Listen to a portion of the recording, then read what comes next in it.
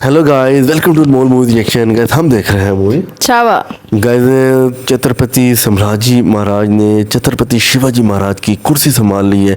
अब देखिए वो किस तरह से अपने पिताजी के जिस तरह वो चलाते थे निज़ाम, वो धर्म जो है वो निभाने की कोशिश करते हैं या उस तरह से निभाते हैं या उनसे भी बेहतर तरह से निभाएंगे। तो देखते हैं गाइस, ये पार्ट बहुत इंपॉर्टेंट होगा। उसके बाद करेंगे डिस्कशन, काउंट करेंगे 3, 2, 1 स्टार्ट। बोलो बहिर जी। मुजरा महाराज। औरंग के दर्शन हुए? सिर्फ औरंग के दर्शन नहीं राजे, 8 लाख की फौज, 50,000 घोड़े, 30,000 हाथी और करोड़ों की संपत्ति। इतनी तगड़ी फौज इतिहास में पहली बार और शायद आखिरी बार किसी को ढूंढने निकली है।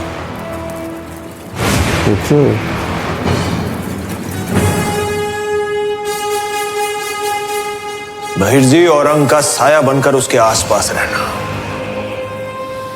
यदि वो आधे रास्ते भटक भी जाए, उसे किसी भी तरह हमारी ओर मोड़ देना। तब तक उसके सुपुत्र की खातिरदारी करके आते हैं।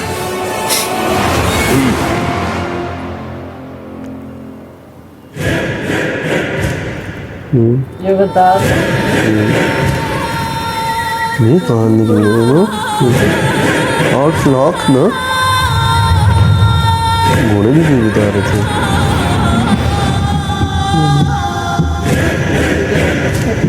ओह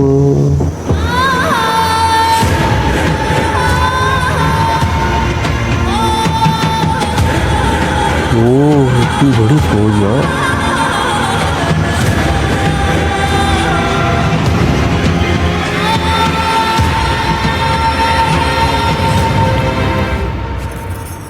श्री सखी,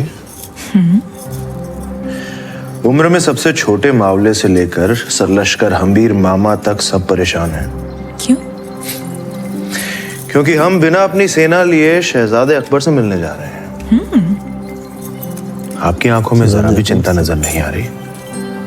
चिंता तो हो रही है, पर आपकी नहीं, बेचारे अकबर की। शादी के दिन जिजाओ साहब ने हमें एक बात कही थी, भोसले परिवार का हर पुरुष पहाड़ी तूफान है, तो जिसकी गति को पर्वत भी नहीं रोक पाए, उसका कोई क्या बिगाड़ लेगा। कभी कभी तूफान भी दम तोड़ देता है श्री सखी। महाराज कृपा करें और ऐसी बातें ना करें। कोई आपसे मिलने की बेसब्री से प्रतीक्षा कर रहा है।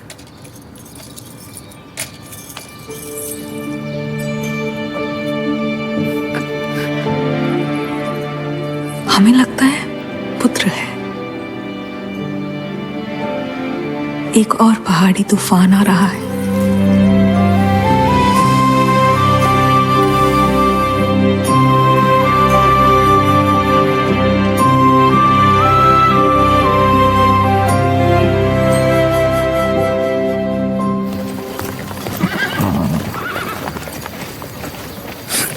हम अकेले मिलेंगे उससे। पर राजा,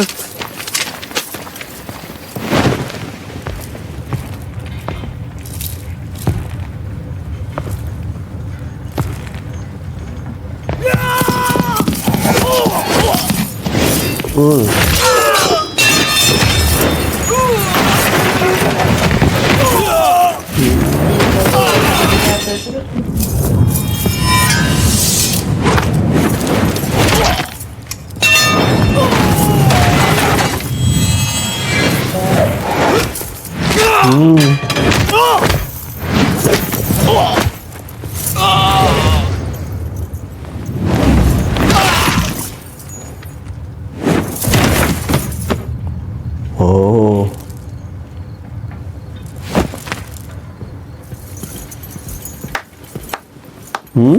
सुभान अल्लाह, सुभान अल्लाह।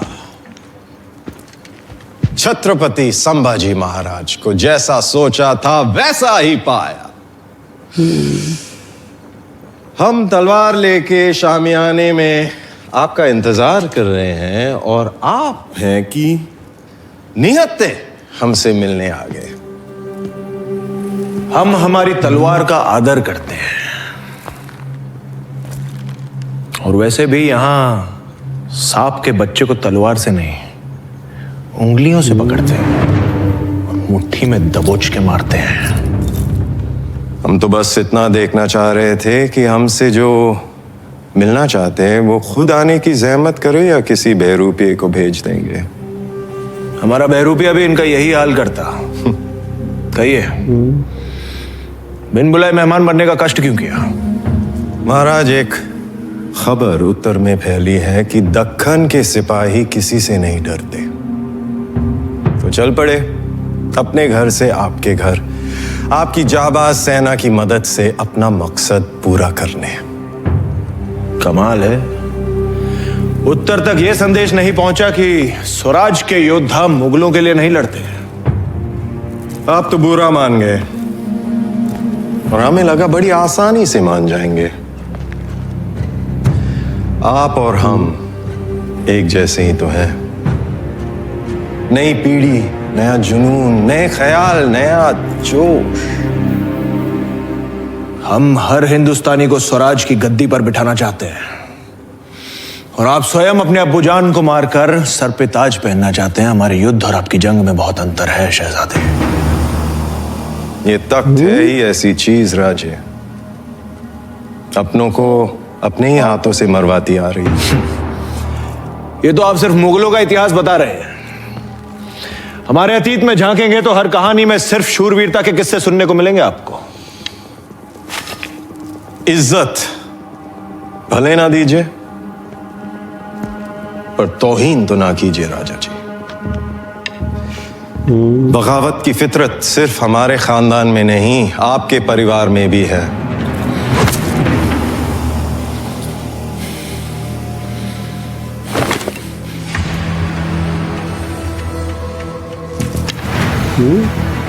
शहजादे अकबर का दक्खन में स्वागत है। आपका दुश्मन औरंगजेब है और हमारा संभाजी भोसले।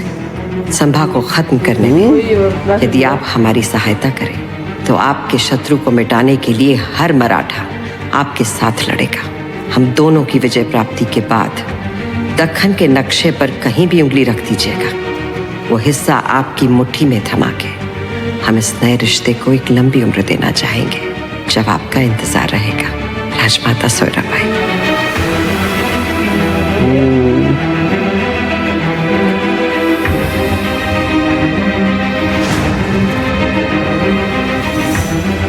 आपकी सहायता तो नहीं कर सकते, ये औरंगजेब का बेटा है शायद, है ना? और एक वचन अवश्य दे सकते हैं। जब तक आपके पांव दक्खन की धरती पर हैं, औरंग के हाथ आप तक नहीं पहुंच पाएंगे।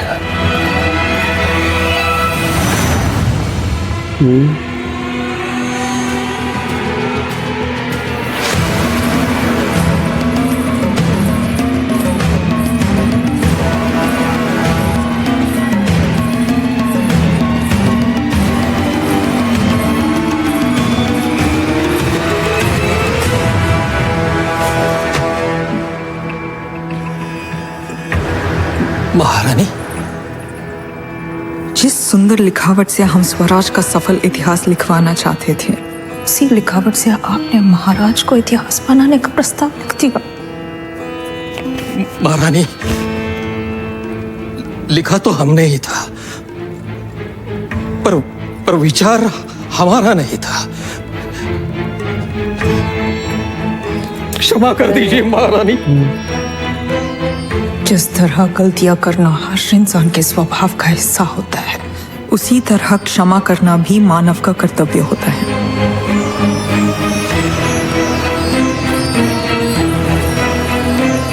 क्षमा क्षमा कीजिए महारानी, हमने कुछ नहीं किया। आप सबकी पिछली गलतियों को हम इसलिए माफ करते आ रहे थे क्योंकि स्वराज को आपके अनुभव की जरूरत थी। पर अब आपके ज्ञान के सागर से ज्यादा आपका लालच गहरा होता जा रहा है और आपकी गलतियां अपराध का रूप धारण कर चुकी हैं। और अपराधी को क्षमा करना अपने आप में एक बहुत बड़ी गलती है।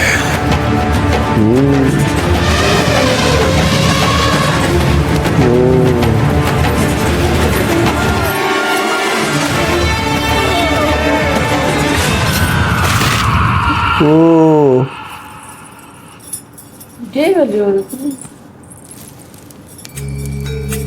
यही ना, ये थी असली में।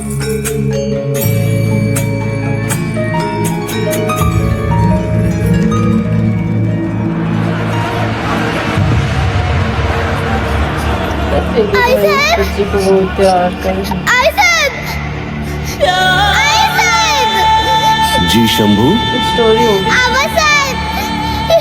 टिकने में कैसे होता है? ये जान के क्या करोगे शंभू? आपको तो आपके शत्रु कभी नजर ही नहीं आने वाले। आपकी शक्ति इतनी विशाल है कि शत्रु मजबूरन पीछे से ही वार करेगा। आपके सामने आने में हिम्मत नहीं होगी उसमें।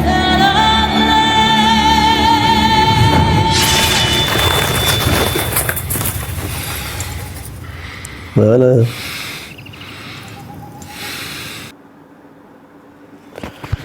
सो गाइस पार्ट एंड यार इंटरेस्टिंग होती जा रही है स्टोरी। अब देखें इसमें बड़ी मेन बात थी कि अकबर से मिले जो है संभाजी महाराज है, और अकबर जो है कोई खुल के नहीं बताया कि वो औरंगज़ेब का बेटा है मुग़ल का, क्योंकि वो अपने बाप को मार के तख्त के ऊपर बैठना चाह रहा है। और उसने कहा है कि बगावत तो हर जगह होती है, और ये बताया उसने कहा नहीं हमारी तरफ बगावत नहीं है, संभाजी महाराज ने बताया।